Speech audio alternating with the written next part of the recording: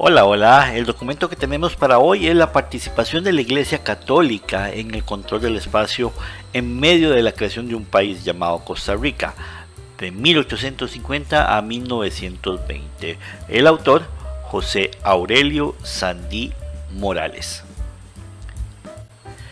En este texto, básicamente lo primero que nos hace el autor es una referencia a la introducción del café. Y pues bien, con el desarrollo de la producción del café al oeste, sobre todo el territorio nacional, y un poco después también con el cultivo del banano, pero al este del país, el paisaje costarricense va cambiando y de pasar de una economía de subsistencia se va consolidando un mercado interno. Como les decía, por ejemplo, el café se va desarrollando y va siendo una frontera agrícola en diferentes partes del país. Por ejemplo, en el Valle Central, la región Alajuela-San Ramón, los valles del Reventazón y Turrialba, la llanura del norte de Guanacaste, y expansión que se va dando básicamente a dos temas. Primero, conquistar nuevas tierras, y segundo, mantener o heredar el poder, el estatus económico que tenían los propietarios de los terrenos en ese momento. Entonces, yo lo que hago para no disminuir mis propiedades, adquiero nuevas, adquiero más, consigo más, conquisto más, para poderle heredar a mis hijos terrenos de igual tamaño o mayor tamaño, y sin dejar de tener yo los míos. Y así se mantiene el estatus económico de la familia. Solo para hacer referencia, antes de entrar al otro tema, recordemos que los terrenos sembrados por café o por banano no eran exclusivamente de este producto. Existían en algunos lugares donde se combinaban con algunos otros, y igual generaron comercio a nivel interno. Ok, pues bien, ahora la influencia de la Iglesia Católica, los medios que utilizaron de control, de ocupación. Ok, al crearse mediante bula papal la diócesis de Costa Rica, exactamente con los mismos límites del Estado costarricense, esto le dio al obispo de San José el poder eclesial sobre todo el territorio nacional y sobre todos los fieles que estuvieran en ese territorio. Todo este control lo ejerce mediante la creación de doctrinas que vienen siendo como distritos o cantones más adelante, de pueblos indios. También se dio la propagación de creencias, por ejemplo la creencia en la Virgen de los Ángeles, que eso dio un sentido de unificación y que después va a generar el que todo Costa Rica se movilice en la romería. También la fundación de localidades, como el caso de Alajuela. Obviamente cuando hablamos de localidades vamos a hablar de ciudades más adelante, ¿verdad? Que se van a formar más adelante.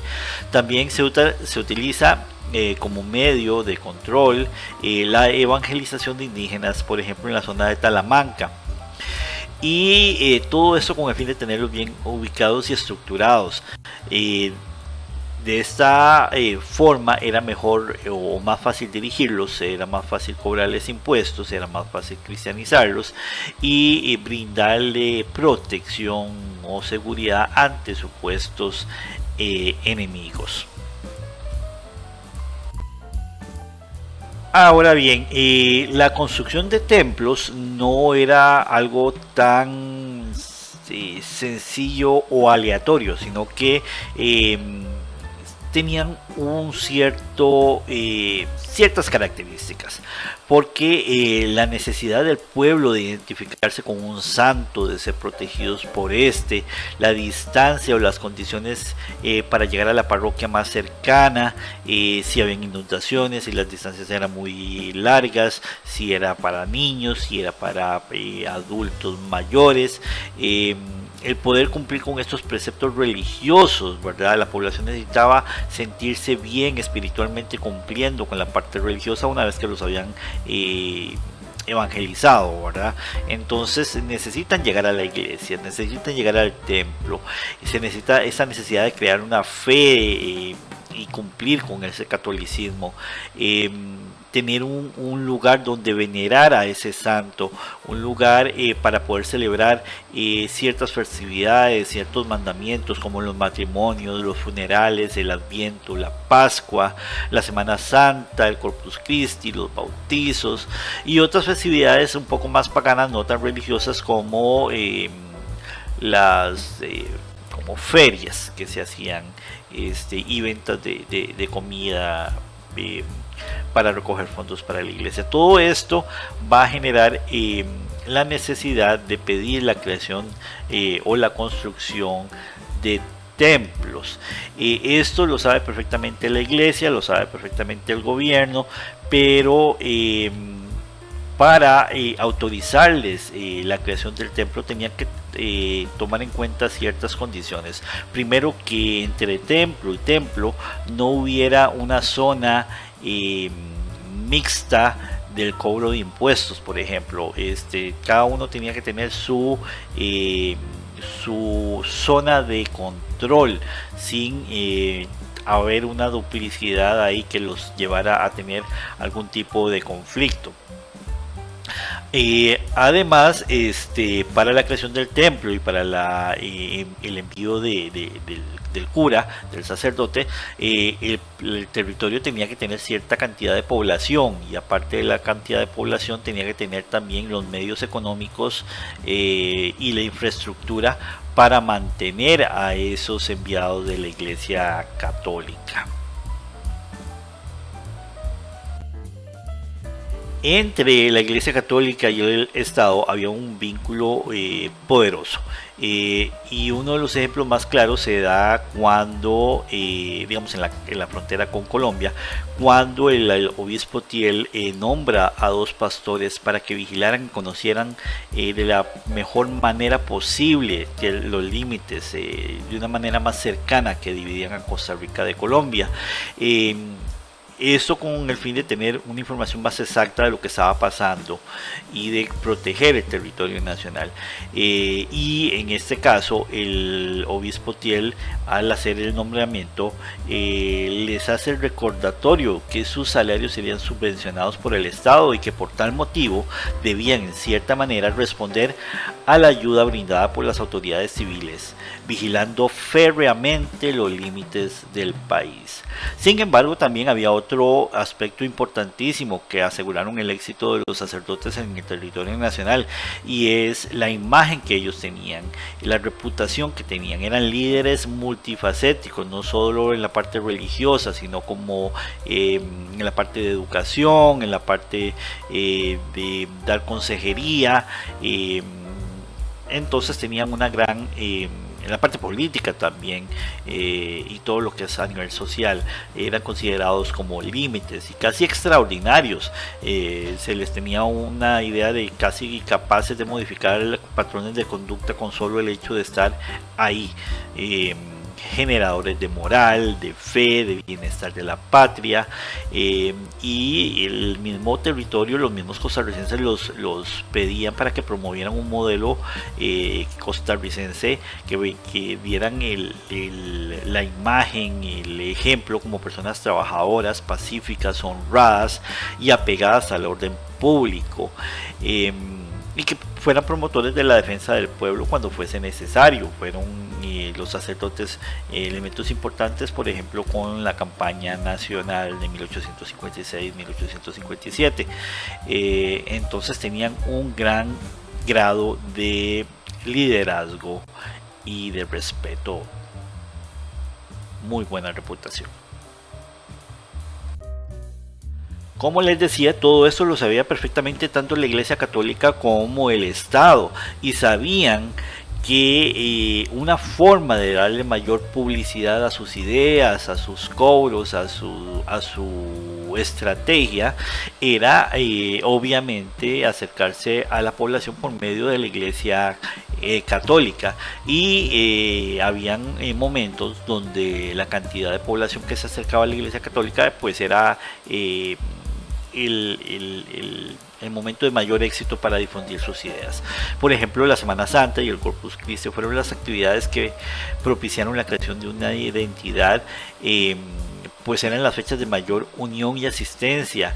Incluso invitaban a personajes importantes y reconocidos de la época para que asistieran a las actividades y aprovechar ahí para difundir sus mensajes.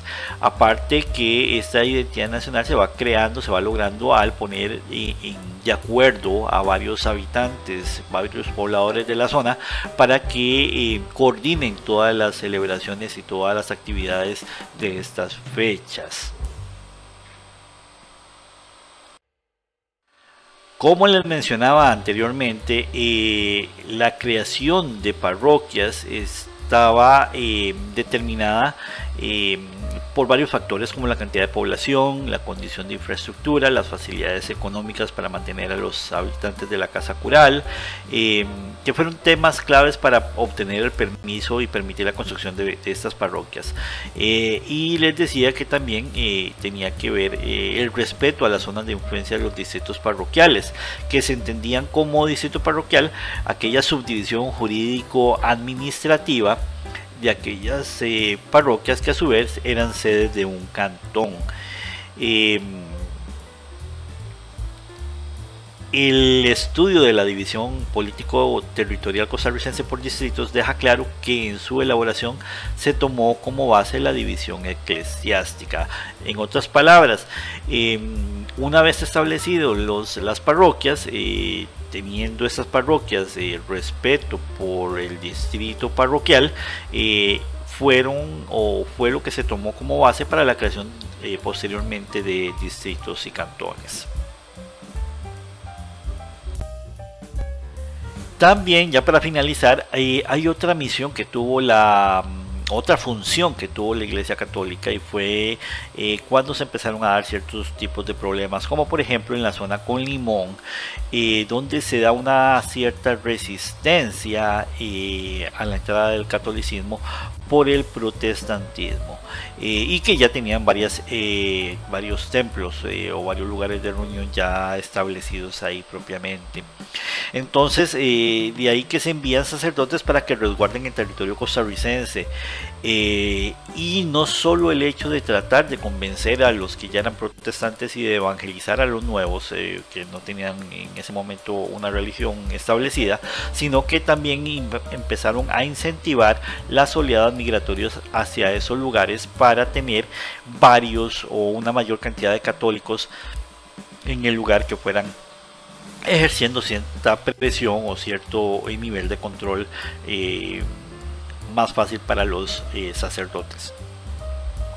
Así también enviaron católicos tanto, como les decía, a la frontera con Colombia como hacia la frontera con Nicaragua, y de paso asegurarse la apropiación de los terrenos costarricenses y no perderlos, ¿verdad? Que no fueran a irrumpir en esos terrenos y mantener los límites, evangelizar y difundir la fe católica, y aparte de eso no permitir el crecimiento del protestantismo en el país.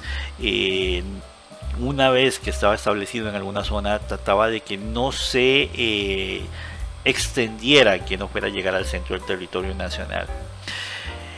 Esperamos les sirva este resumen y los esperamos en el próximo documento. Gracias.